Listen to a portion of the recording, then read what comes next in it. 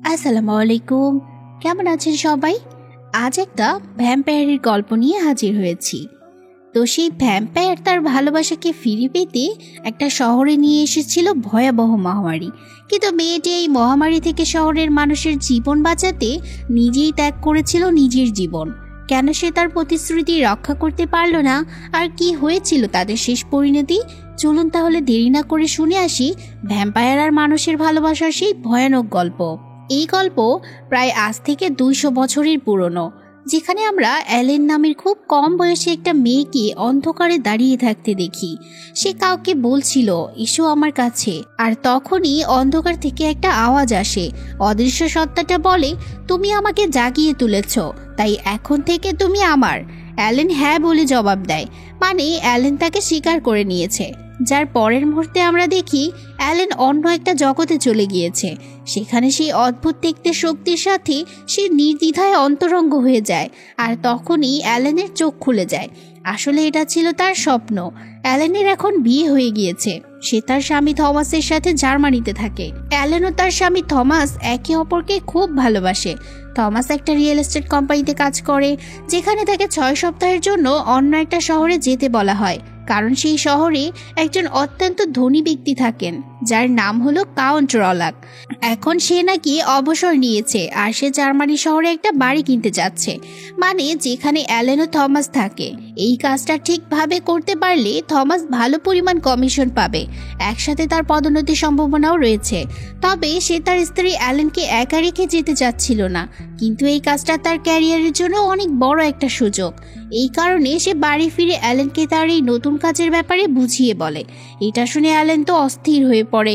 সে থমাসকে বলে, তুমি যেও না প্লিজ। আমার মনে হচ্ছে যদি তুমি যাও তাহলে আমাদের জীবনে কোনো না কোনো বিপদ আসতে পারে, কারণ সে নাকি কয়েকদিন ধরে খুব খারাপ খারাপ স্বপ্ন দেখছিল। কিন্তু থমাস তাকে বোঝায়, যদি আমি এই ডিলটা করাতে পারি তাহলে যে কমিশনের টাকা পাবো তা দিয়ে আমরা খুব ভালো একটা বাড়ি কিনতে পারবো। এই কথা জানার পরেও অ্যালেনের মনে তখনও ভয় ছিল।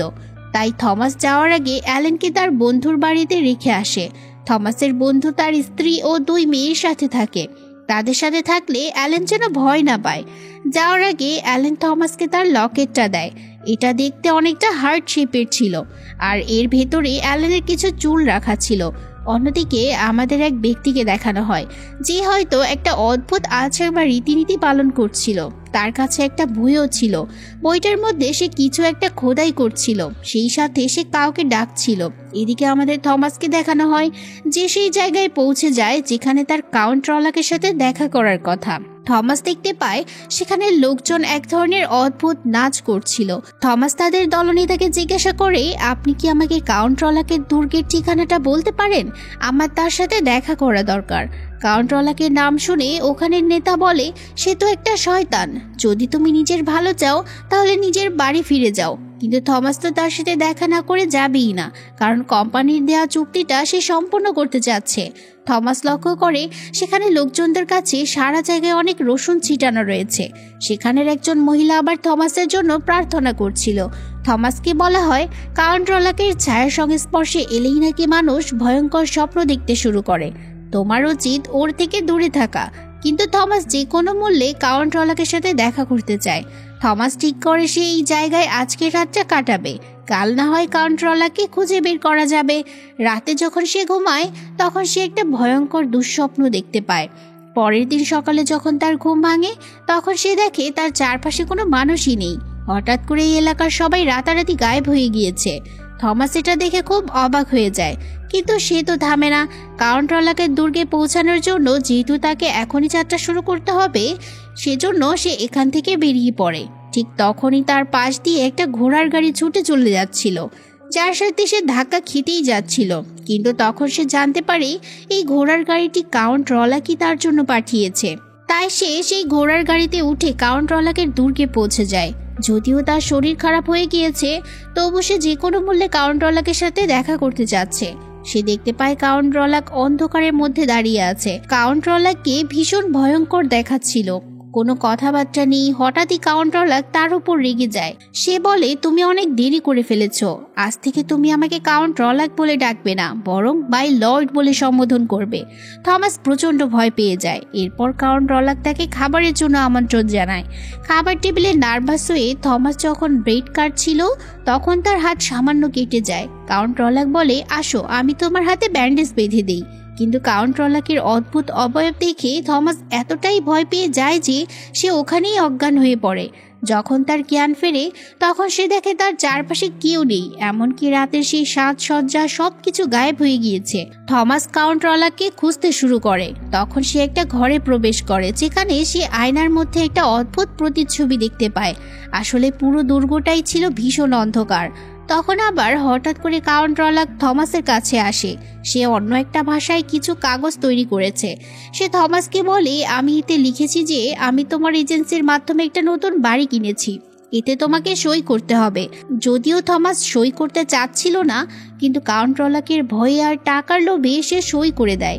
কাউন্ট রলাক তাকে বলে, তোমার কাছে যে লকেট আছে আমি এইটা একটু দেখতে চাই। থমাস যখন তার স্ত্রী অ্যালেনের লকেট দেয় তখন রলাক নির্দ্বিধায় সেটি রেখে দেয়। এরপর থমাস ফিরে আসতে চায়, কিন্তু রলাক তাকে যেতে দেয় না, আর রলাক তাকে কমিশন হিসেবে কিছু সোনার কয়েন দিয়ে দেয়। সবশেষে থমাস এখন এখান থেকে বাড়ি ফিরে যেতে চাচ্ছিল। এজন্য সে কাউন্ট রলাককে বলে, আমাকে আমার লকেট ফিরিয়ে দাও। ঠিক তখনই তার চোখ খুলে যায়। আসলে এটা হয়তো তার আরেকটি স্বপ্ন ছিল। সে দেখে তার বুকের ওপর কারো দাঁতের দাগ রয়েছে, যা দেখে সে ভীষণ ভয় পেয়ে যায়। সেখান থেকে উঠে সে দুর্গের প্রধান দরজার দিকে যায়, কিন্তু দরজাটা বন্ধ ছিল। থমাস সেখান থেকে বের হওয়ার চেষ্টা করছিল। তখনই সে মাটির নিচের একটা রাস্তা দেখতে পায়। কোনো কিছু না ভেবেই সে সেই ভূগর্ভস্থ পথে নেমে পড়ে। কিছু দূর যাওয়ার পর একটা অন্ধকার রুমে সে একটা কফিন দেখতে পায়। একটা অদ্ভুত আকর্ষণের ফলে সে ওই কফিনটা খুলে ফেলে, কিন্তু কফিনের ভিতরে কাউন্ট রলাকের মৃতদেহ ছিল। মৃতদেহটা দেখে স্পষ্ট বোঝা যাচ্ছিল কাউন্ট রলাক বহু বছর ধরে এই কফিনের ভিতরে ছিল। পাশে থমাস মাটি খোঁড়ার একটা যন্ত্র দেখতে পায়। থমাস সেটি নিয়ে কাউন্ট রলাকের শরীরে আঘাত করতে যাচ্ছিল, কিন্তু তখনই রলাকের চোখ খুলে যায়। এটা দেখে থমাস সেখান থেকে পালাতে শুরু করে। এদিকে কাউন্ট রলাক তো এখন সত্যিকারে জেগে উঠেছে। তার হাতে থমাসের স্ত্রী অ্যালেনের লকেট ছিল। সে সেই লকেটটা হাতে নিয়ে ল্যাটিন ভাষায় কিছু বাক্য উচ্চারণ করে, আর যখন সে ওই বাক্যগুলো বলছিল তখন অ্যালেনের শরীরে অদ্ভুত কিছু ঘটতে থাকে। মনে হচ্ছিল কেউ যেন তাকে নিজের নিয়ন্ত্রণে নিচ্ছে। এদিকে কাউন্ট রলাক তার ড্রাকুলার রূপ ধারণ করে। তারপর সে থমাসকে ধরে ফেলে আর তার রক্ত চুষতে শুরু করে, কিন্তু কোনো একভাবে থমাস তার কাছ থেকে পালিয়ে আসতে পারে। এরপর সে নদীর তীরে গিয়ে অজ্ঞান হয়ে যায়। কিছুক্ষণ পর সেখানকার স্থানীয় লোকেরা আসে। তারা থমাসকে দেখতে পায় আর তাকে নিজেদের লোকজনদের কাছে নিয়ে যায়। সেখানে তাকে ঝাড়ফুঁক করার পাশাপাশি তার ক্ষতস্থানে ঔষধ লাগানো হয়। এত কিছুর পর থমাসের যখন জ্ঞান ফিরে আসে, সেখানে একজন মহিলা ছিল। সে থমাসকে বলে, তুমি কাউন্ট রলাকের ছায়ার প্রভাবের মধ্যে পড়ে গিয়েছো, তোমার এখান থেকে এখনই চলে যাওয়া উচিত। থমাসও যত দ্রুত সম্ভব তার স্ত্রী এলেনের কাছে ফিরে যেতে চাচ্ছিল, কারণ সে বুঝতে পেরেছে কাউন্ট রলাকের লক্ষ্য এখন তার স্ত্রী এলেন। এই কারণে সময় নষ্ট না করে নিজের শহরের উদ্দেশ্যে সে বেরিয়ে পড়ে। অন্যদিকে আমাদের অ্যালেনকে দেখানো হয়, যার শরীরের অবস্থা খুব খারাপ হয়ে গিয়েছে। তাই একজন ডাক্তার তার পরীক্ষা করতে আসে। এই লোকটি হলো সেই ডাক্তার যে কিনা সেই ব্যক্তির চিকিৎসা করছিল, যাকে আমরা গল্পের শুরুতে একটা বই নিয়ে এক রহস্যময় রিচুয়াল করতে দেখেছিলাম। অদ্ভুত রিচুয়াল করা ওই ব্যক্তির নাম হলো নক। সে কাউন্ট রলাকের একজন অনুগত দাস। সে কাউন্ট রলাকের জন্য যে কোনো কিছু করতে পারে। এখন সে বুঝতে পারে কাউন্ট রলাক খুব শীঘ্রই এখানে আসতে চলেছে। অন্যদিকে আমাদের কাউন্ট রলাকের কফিন দেখানো হয়, যা একটা জাহাজের ভেতরে ছিল। ঠিক তখনই সেই কফিনের ভেতর থেকে কিছু ইঁদুর বের হতে শুরু করে, যার ফলে পুরো জাহাজে প্লেগের মহামারী ছড়িয়ে পড়ে। সেখানে মানুষ মরতে শুরু করে, কারণ কাউন্ট রলাক যেখানে যায় সেখানে সে ধ্বংস ডেকে আনে। জাহাজের এক ব্যক্তি বুঝতে পারে এই কফিনের ভেতর কিছু না কিছু অবশ্যই আছে, তাই সে কুড়াল নিয়ে কফিনের কাছে যায়। কিন্তু যখন সে কফিনের ঢাকনা খোলে তখন ভ্যাম্পায়ার কাউন্ট রলাক সেই লোকটিকেও হত্যা করে ফেলে। অন্যদিকে অ্যালেনের কাছে একজন প্রিন্সিপাল আসে, যাকে আবার সেই ডাক্তার ডেকেছিল। তিনি অ্যালেনকে খুব ভালো করে লক্ষ্য করেন। অ্যালেনকে তখন একটা ফিতার সাথে বেঁধে রাখা হয়েছিল। লোকটি অ্যালেনকে মুক্ত করে দেয় আর ভালোভাবে কিছু প্রশ্ন করেন। অ্যালেন বলে, আমার মাঝে মাঝে মনে হয় আমার আত্মা আমার শরীর ছেড়ে অন্য কোনো জগতে চলে গিয়েছে। বিয়ের আগে আমার অনেক স্বপ্ন আসতো, আমি সবসময় একা অনুভব করতাম, কিন্তু থমাসের সাথে বিয়ের পর আমার পুরো পৃথিবী বদলে গিয়েছে। কিন্তু এখন আবার আমি খুব ভয়ানক স্বপ্ন দেখছি, তবে এখনের স্বপ্নগুলো আগের চেয়েও বেশি ভয়ঙ্কর। ঠিক তখনই আমার শরীরে কিছু একটার অনুভূতি হয়। প্রিন্সিপাল সবকিছু দেখে অ্যালেনের শরীরে একটা সুচ ঢুকিয়ে দেয়, কিন্তু এর কোনো প্রভাব অ্যালেনের উপর পড়ে না। এখন প্রিন্সিপাল বলেন অ্যালেনের আত্মাই পৃথিবীতে না, বরং অন্য এক জগতে আছে। কেউ তাকে নিজের কবজায় নিয়েছে। এটা কোনো মানসিক অসুখ নয়। আসলে ডাক্তার এখনো পর্যন্ত ভেবেছিল অ্যালেনের মানসিক সমস্যা হয়েছে, কিন্তু প্রিন্সিপাল সত্য বলার পরও থমাসের বন্ধু বিশ্বাস করে না। সেও তার স্ত্রী মনে করে থমাস দূরে থাকার কারণে অ্যালেন বিষণ্ণ হয়ে পড়েছে। থমাস ফিরে এলে সে হয়তো পুরোপুরি স্বাভাবিক হয়ে যাবে, কিন্তু এখন ডাক্তার নিশ্চিত প্রিন্সিপাল যা বলেছেন তা পুরোপুরি সত্য। ঠিক তখনই অ্যালেন তার বিছানা থেকে উঠে দরজার কাছে যায়, যেখানে থমাস অজ্ঞান হয়ে পড়েছিল। তারা থমাসকে ভেতরে নিয়ে আসে, যেখানে ডাক্তার ও প্রিন্সিপাল তার চিকিৎসা করেন। অন্যদিকে আমাদের সেই জাহাজটি দেখানো হয় যেখানে কাউন্ট রলাকের কফিন রয়েছে। জাহাজটি এখন শহরের প্রায় কাছেই পৌঁছে গিয়েছে, যেখানে থমাস আর তার স্ত্রী অ্যালেনের সঙ্গে বসবাস করে। সেই জাহাজের অবস্থা খুবই খারাপ ছিল। এর সমস্ত যাত্রী কর্মচারীরা সবাই মারা গিয়েছে। আসলে ইঁদুরের কারণে এদের প্লেগ ছড়িয়ে পড়েছিল। এখন সেই ইঁদুরগুলোই আবার শহরের মধ্যে ছড়িয়ে পড়ছে, যার ফলে পুরো শহরে প্লেগ মহামারী আকার ধারণ করেছে। আগেই তো বলেছিলাম কাউন্ট লক যেখানে যায় সেখানে এই ধরনের ধ্বংস নেমে আসে। তো এই শহরে কাউন্ট রলাকের একজন অনুগত দাস আছে, যার নাম হলো নোক। সে বুঝতে পারে কাউন্ট রলাক শহরে এসে গিয়েছে। সে তার কাছে যায়। কাউন্ট রলাক তাকে জানায়, আমি এখানে অ্যালেনকে নিয়ে যেতে এসেছি, কিন্তু আমি তাকে জোর করে নিয়ে যেতে পারবো না। তাকে নিজের ইচ্ছায় আমার সঙ্গে আসতে হবে। তাই আমাদের কিছু একটা করতে হবে যাতে সে বাধ্য হয় আমার সঙ্গে যেতে। অন্যদিকে সেই ডাক্তার আর প্রিন্সিপাল একটা মৃতদেহ পরীক্ষা করছিল।